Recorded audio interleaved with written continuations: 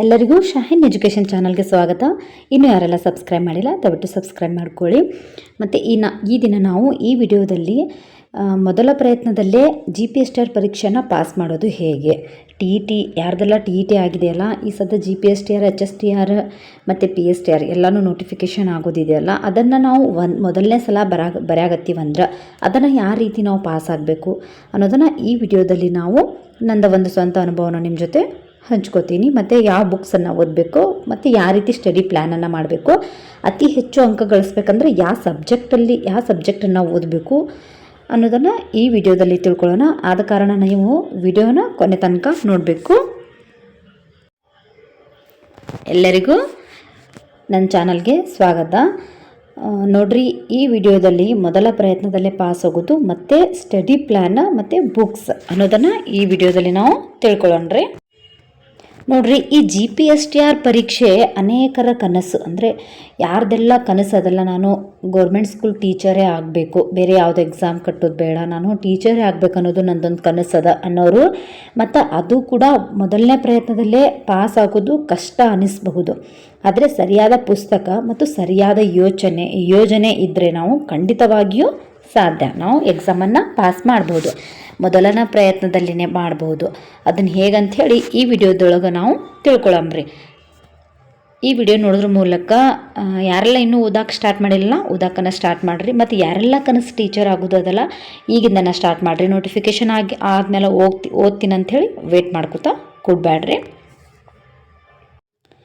ನೋಡ್ರಿ, ಈ GPSTR ಪರೀಕ್ಷೆ ಅನ್ನೋದೇನು ದೊಡ್ಡ ಸಮಸ್ಯೆ ಅಲ್ಲ, ದೊಡ್ಡ ಕಠಿಣವಾದ ಪರೀಕ್ಷೆ ಅಂತ ಕೂಡ ಅನ್ಕೋಬೇಡ್ರಿ. ಮೊದಲ ಪ್ರಯತ್ನದಲ್ಲಿ GPSTR ಪರೀಕ್ಷೆ ಪಾಸ್ ಆಗೋದು ತುಂಬ ಕಷ್ಟವಲ್ಲ. ಯಾಕಂದ್ರೆ ಕಷ್ಟ ಯಾರಿಗೆ ಅನ್ನಿಸ್ತದಪ್ಪ ಅಂದರೆ ಯಾರೆಲ್ಲ ಇನ್ನೂ ಓದಿಲ್ಲ, ಇನ್ನೂ ಬಹಳಷ್ಟು ಸಿಲೆಬಸನ್ನು ಕವರ್ ಮಾಡೋದದ ಅಂಥವ್ರಿಗೆ ಒಂದು ಸ್ವಲ್ಪ ಟಫ್ ಅನ್ನಿಸ್ತದ. ಇದೇನವ ತಿಳಿಯವಲ್ತ ಅನ್ನಿಸ್ತದ.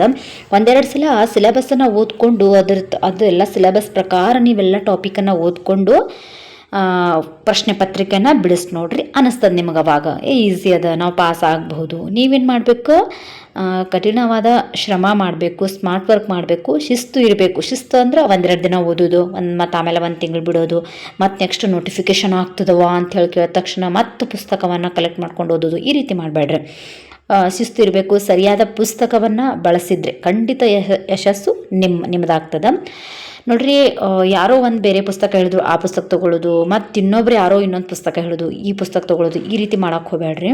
ಸರಿಯಾದ ಪುಸ್ತಕಗಳನ್ನು, ನಿಮಗೆ ಒಂದು ಸಬ್ಜೆಕ್ಟ್ಗೆ ನಿಮ್ಗೆ ಯಾವ್ದು ಸರಿ ಅನ್ನಿಸ್ತದ, ಯಾವ್ದು ನಿಮಗೆ ಓದೋಕೆ ಕಂಫರ್ಟಬಲ್ ಅನ್ನಿಸ್ತದ, ಅತಿ ಹೆಚ್ಚು ಯಾವ ಪುಸ್ತಕ ತಿಳಿತದ, ಅದು ಒಂದು ಸಬ್ಜೆಕ್ಟ್ಗೆ ಒಂದೇ ಪುಸ್ತಕವನ್ನು ಇಟ್ಕೊಂಡ್ಬಿಡ್ರಿ. ಹಲವಾರು ಮತ್ತು ಒಂದು ಪುಸ್ತಕದ ಒಂದು ಸಂಗ್ರಹ ಮಾಡ್ಕೊಂಡು ಕೇಶಂದ್ರೆ ಕನ್ಫ್ಯೂಸ್ ಮಾಡ್ಕೋತ ಕೂಡಬೇಡ್ರಿ. ಮೊದಲು ನಾವು ಯಾವುದರ ಒಂದು ಎಕ್ಸಾಮ್ ಪಾಸ್ ಆಗ್ಬೇಕಂದ್ರೆ ನಮಗೆ ಸರಿಯಾದ ಒಂದು ಬುಕ್ ಲಿಸ್ಟ್ ಬೇಕಾಗ್ತದೆ ರೀ ಪಾಸ್ ಆಗ್ಬೇಕಂದ್ರೆ. ನಾ ಈ ವಿಡಿಯೋದೊಳಗೆ ಹೇಳೋಕ್ಕೆ ಪ್ರಯತ್ನ ಪಡ್ತೀನಿ. ವಿಡಿಯೋನ ಕೊನೆ ತನಕ ನೋಡ್ರಿ.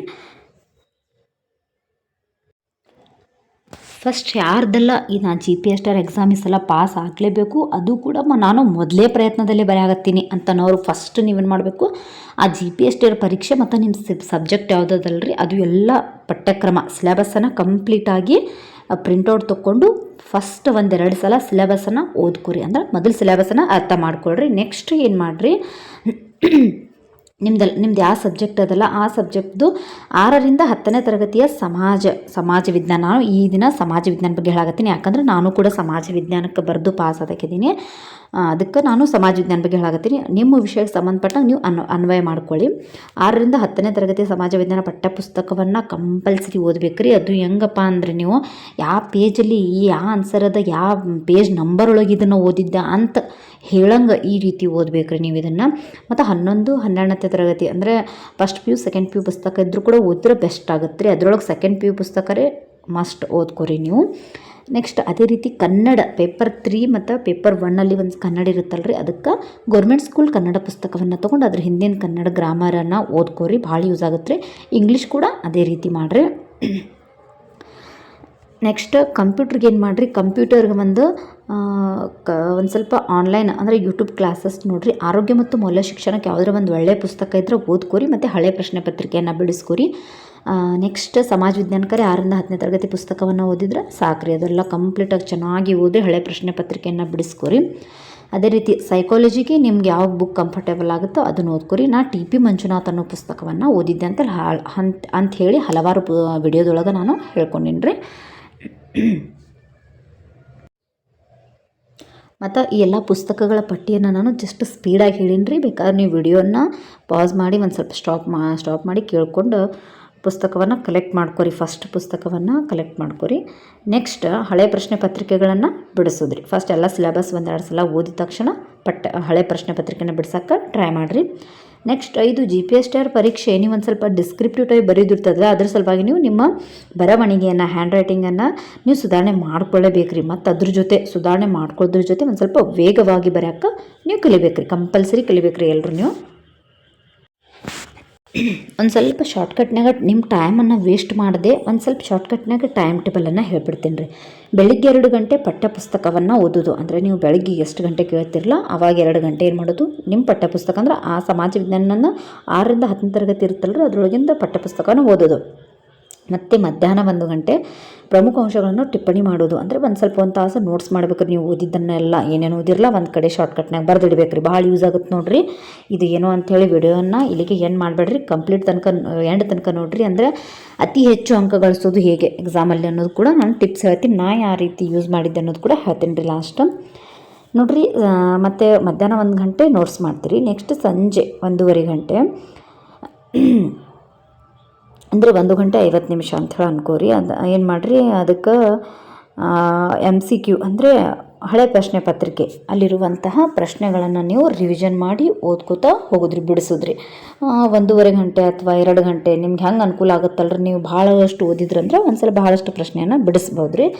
ಬಿಡಿಸೋದ್ರಿಂದ ಏನಾಗುತ್ತೆ, ನೀವು ಯಾವ ಟಾಪಿಕನ್ನು ನಾವು ಓದಿಲ್ಲಲ್ಲ ಅದನ್ನು ನಿಮಗೆ ಅರ್ಥ ಆಗ್ತದೆ ರೀ. ಮತ್ತು ರಾತ್ರಿ ಮಲಗುವಾಗ ಏನು ಮಾಡಿರಿ, ಆ ದಿನದ ಪುನರಾವರ್ತನೆ ಅಂದರೆ ಒಂದು ಸ್ವಲ್ಪ ರಿವಿಷನ್ ಭಾಳ ಇಂಪಾರ್ಟೆಂಟ್ ಆಗುತ್ತೆ ರೀ. ರಿವಿಷನು ನಾವು ಎಷ್ಟು ಓದಿವಿ ಅನ್ನೋದು ರಿವಿಷನ್ ಮೂಲಕ ತಿಳ್ಕೊಬಹುದು ರೀ. ಇಷ್ಟು ನಿಮಗೆ ಟೈಮ್ ಟೇಬಲ್ ಯೂಸ್ ಆಗ್ತದೆ ಅಂತ ಅನ್ಕೋತೀನಿ. ಇನ್ನೂ ಇದ್ರೊಳಗೆ ಆ್ಯಡ್ ಮಾಡ್ಕೋತೀರ ಮಾಡ್ಕೋಬೋದು. ನಾನು ಜಸ್ಟ್ ಇಷ್ಟರ ಓದಬೇಕು ಅಂಥೇಳಿ. ಇದಕ್ಕಿಂತ ಹೆಚ್ಚು ಓದಿದ್ರೆ ಇನ್ನೂ ಒಳ್ಳೇದು. ನೀವು ಅತಿ ಹೆಚ್ಚು ಅಂಕಗಳನ್ನ ಗಳಿಸ್ಬೋದು.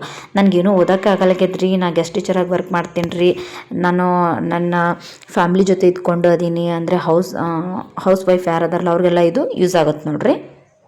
ನೆಕ್ಸ್ಟ್ ನೋಡಿರಿ, ಹೆಚ್ಚಿನ ಅಂಕ ಗಳಿಸಲು ಏನು ಮಾಡಬೇಕು, ಪ್ರತಿದಿನ ನೀವು ಪುನರಾವರ್ತನೆಯನ್ನು ಮಾಡಲೇಬೇಕು ರೀ. ಇವತ್ತು ಏನು ಓದಿವಿ ಅನ್ನೋದು ರಾತ್ರಿ ಕೂತ್ಕೊಂಡು 1 ಸಲ 2 ಸಲ ನೋಡ್ಕೊಂಡ್ಬಿಡ್ಬೇಕು ರೀ. ಮತ್ತು ಹಿಂದಿನ ಪ್ರಶ್ನೆ ಪತ್ರಿಕೆಗಳನ್ನು ಹೆಚ್ಚು ಸಾಲ್ವ್ ಮಾಡ್ಬೇಕು ರೀ. ಪ್ರಶ್ನೆ ಪತ್ರಿಕೆನ ಬಿಡಿಸೋದ್ರಿಂದ ಒಂದು ಸ್ವಲ್ಪ ನಿಮ್ಗೆ ಗೊತ್ತಾಗ್ತದೆ ಯಾವ ಪ್ರಶ್ನೆನ ಯಾವ ರೀತಿ ಬಿಡಿಸ್ಬೇಕು, ಎಷ್ಟು ನಿಮಿಷ ಒಳಗೆ ಬಿಡಿಸ್ಬೇಕು ಅನ್ನೋದು ಭಾಳ ಇಂಪಾರ್ಟೆಂಟ್ ಆಗುತ್ತೆ ರೀ. ಇದು ಸಮಯ ನಿರ್ವಹಣೆ ಕಲಿಬೇಕು ರೀ. ಇದು ಭಾಳ ಅಂದ್ರೆ ಭಾಳ ಇಂಪಾರ್ಟೆಂಟ್ ನೋಡಿರಿ. ಸಮಯ ಸಿಗ್ಲಾರ್ಕನ ಒಂದೆರಡು 3-4 ಪ್ರಶ್ನೆ ಬಿಟ್ಟು ಬರೋದು, ಅದನ್ನು 1 ಮಾರ್ಕ್ಸಲ್ಲಿ ಹೋತು 2 ಮಾರ್ಕ್ಸಲ್ಲಿ ಹೋತು ಅನ್ನೋರು. ಇದನ್ನು ಫಸ್ಟ್ ನೀವೇನು ಮಾಡಿರಿ, ಮನ್ಯಾಗ ಟೈಮ್ ಹಚ್ಚಿ ಒಂದು ಪ್ರಶ್ನೆ ಪತ್ರಿಕೆನ ನೀಟಾಗಿ ಬಿಡ್ಸೋಕ್ಕೆ ಟ್ರೈ ಮಾಡಿರಿ. ನೀವು ನಮ್ಗೆ ಓದಿದ್ದು ನೆನಪೇ ಉಳಿಲಾಗ್ಯದ್ರಿ ತನ್ನವ್ರು ಏನು ಮಾಡಿರಿ, ಶಾರ್ಟ್ಕಟ್ನಾಗ ನೋಟ್ಸ್ ಮಾಡಿರಿ. ಮತ್ತು ಮೈಂಡ್ ಮ್ಯಾಪ್ಸ್ ಮಾಡ್ಕೋರಿ. ಅಂದ್ರೆ ಮ್ಯಾಪ್ ಟೈಪ್ ಮಾಡ್ಕೊಂಡು ಇಟ್ಕೋರಿ. ಮತ್ತು ಸಮಾಜ ಒಳಗೆ ಮ್ಯಾಪ್ಸ್ ಕೂಡ ಬರ್ತಾವಲ್ರಿ, ಅಲ್ಲೆಲ್ಲ ಮ್ಯಾಪ್ ಹಾಕ್ಕೊಂಡು ಒಂದು ಸ್ವಲ್ಪ ಸ್ಟಡಿ ಮಾಡಿರಿ, ಚೆನ್ನಾಗಿ ಅರ್ಥ ಆಗ್ತದೆ ರೀ ನಿಮಗೆ. ಇದು ಯೂಸ್ ಆಗತ್ತ ಅನ್ಕೋತೀನಿ ರೀ. ಇನ್ನೂ ಏನಾದರೂ ಕೇಳೋದಿತ್ತಂದ್ರೆ ಕಮೆಂಟ್ ಬಾಕ್ಸಲ್ಲಿ ಕೇಳಿರಿ. ಮತ್ತು ನೆಕ್ಸ್ಟ್ ನಾನು ವಿಡಿಯೋ ಮಾಡೋಕ್ಕೆ ಟ್ರೈ ಮಾಡ್ತೀನಿ ರೀ. ಯಾರ್ದೆಲ್ಲ ಟೀಚರ್ ಆಗೋ ಕನಸದಲ್ಲ ಎಲ್ಲರದ್ದು ನನಸಾಗಲಿ ಅಂತ ಕೇಳ್ಕೊತೀನಿ. ಎಲ್ಲರಿಗೂ thank you, all the best.